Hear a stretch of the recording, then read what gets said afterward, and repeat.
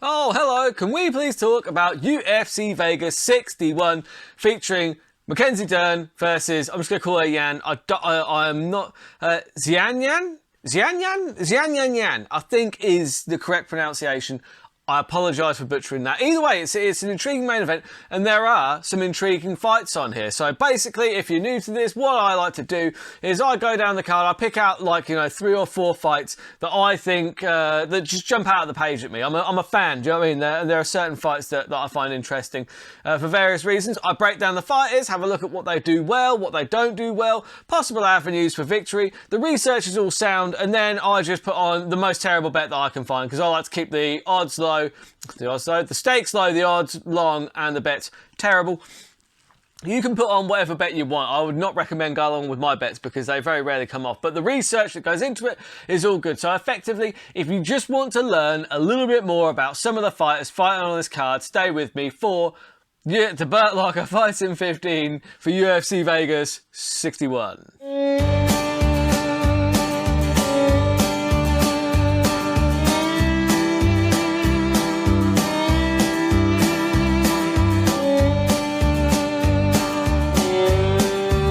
We're going to start off in the female strawweight division. You've got Jessica Penne versus Tabitha Richie. Tabitha Richie, as if you've watched the show before, you'll know that I am in love with Tabitha Richie for good reason. She is first team all body. She is an absolute dime piece. I'm in. I'm all in. She's lovely, and also she's pretty fucking good as well. I do really like watching her fight.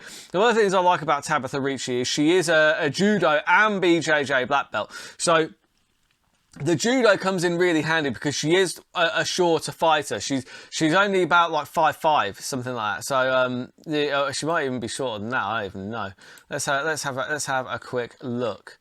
Tabitha Richie. There we go. Wow, how tall is she? 5'1". Fuck me. Yeah, 5'1". Her opponent is 5'5". So basically, but being the shorter fighter, she's often well placed to get those hip throws because she's got very good hips. She's got very strong hips. That helps her on the ground as well with controlling her opponents.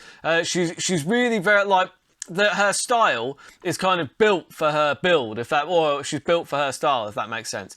She's very good with the throws, like I said. And once she gets it to the ground, she's really pretty good on the ground as well. So, her opponent is also a BJJ black belt and actually a judo brown belt. So we'll see how that works out. Again, she's slightly taller, so she's probably not going to be going for the same kind of takedowns as Richie. Because generally speaking, if you're in a battle of hip throws, whoever's belt line is lowest is going to win. So the shorter opponent is at an advantage already. So she's probably not going to play that game. But she could easily get trips, and there are plenty of other ways to get the fight down to the ground. She's a BJJ black belt in her own right, so that's going to be interesting. I'm interested to see how this plays out when it inevitably goes to the ground. I do think that's where it's heading. I think it's going to the ground, and it'll be interesting to see who is actually better on the ground, because they're both black belts, and that's where it gets interesting, doesn't it? We get to see it, we get to find out. Now, Penne has got 8 of 14 wins by submission, only 2 out of 7 wins by submission for Richie. So that mainly shows that Penne, she's got more experience in the cage, which is evident. She just physically has more fights. Do you know what I mean? She's 14-6, Tabitha Richie 7-1. So while she's got more experience, my money is going to go with my heart on this one. I'm going for Tabitha Richie by submission because there are no odds on that yet, but that's how I think it's going to go down. I do think it's going to be a submission for either one of these, unless, like I said, because they are both black belts, sometimes they cancel each other out on the ground. But I do think that Tabitha Richie is going to have the advantage when it gets into the when it gets into the clinches, especially. I do think she's going to have an advantage there, and she'll be able to get to the ground. Once it's on the ground, she's quite good at controlling. As I said, excellent hips, very strong hips, very good at maintaining position. And I think she finds submission in this one. At least that's what my money's going to go on. I'll do a further post with my actual bets later on in the week because the odds aren't actually up on that yet. So then you've got the next fight is heavyweights, right? But they're not proper. I mean, Ilir Latifi. You know Ilir Latifi.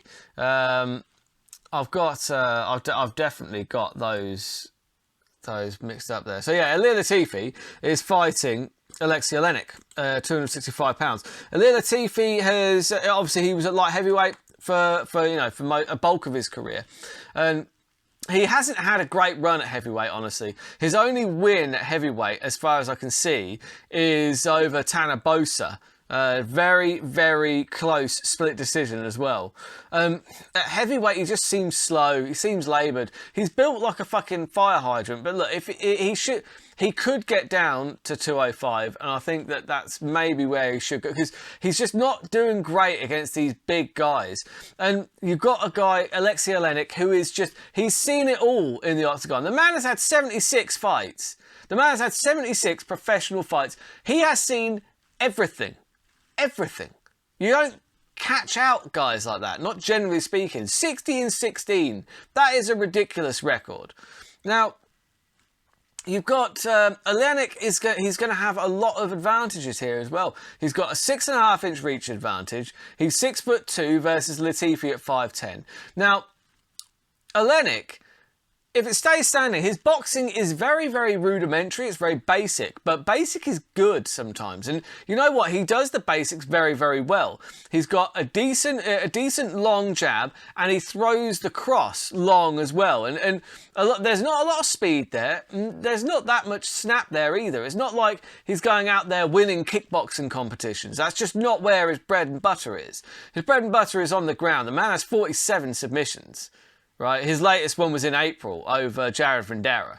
That's ridiculous. 47 submission wins in professional mixed martial arts. That's fucking crazy.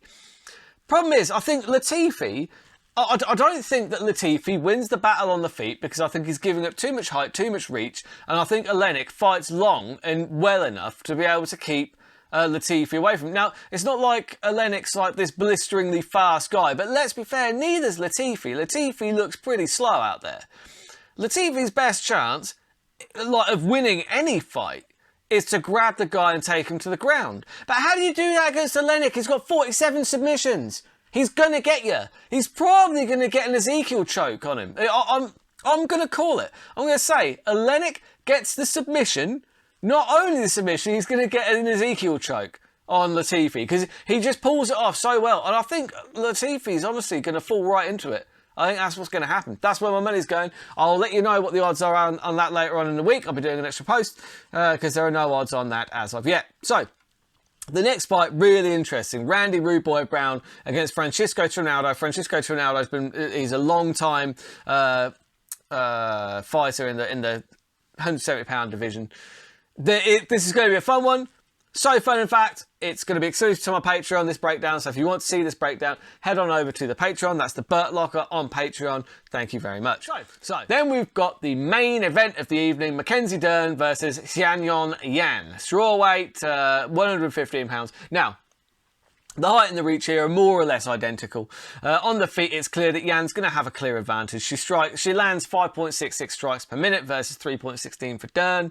Now, Dern, we all know she's more of a grappler. She does have striking, but let's be fair. The path of least resistance for Mackenzie Dern is to get Yan down to the ground and find the submission. Dern often gets into striking battles. Since moving over to Perillo's gym, she has fallen in love with her hands a little bit, but it's not always for the best, because sometimes she just gets into these exchanges that she's not coming out on top of. Her striking has improved markedly, but don't abandon what got you to the dance in the first place, Mackenzie, because it's her grappling. She's one of the best grapplers on the planet. When it goes to the ground, it's almost a no contest. She goes through people like a hot knife through butter. She's really that fucking good. Now, when you look at the grappling as well, like Yan also pushes takedowns. Like, she's got 1.06, and she actually gets more takedowns a minute than Dern. However, that's a bit of a skewed stat, because when Dern gets you to the mat, you don't leave the mat. That's why she's only got like 0.46 takedowns per minute, because she only needs one takedown, and her control on the ground is so good that you ain't getting up. She doesn't need a second takedown. Now, as I said earlier, Dern on the ground, she's one of the best ever. The difference in skill on the ground is going to be so vast There is going to be an advantage for Yan in the striking, but not as big as the gap is on the ground. Dern is going to try and get it to the ground, and once she gets it there, it's going to be easy work for Mackenzie Dern, I believe, in this one.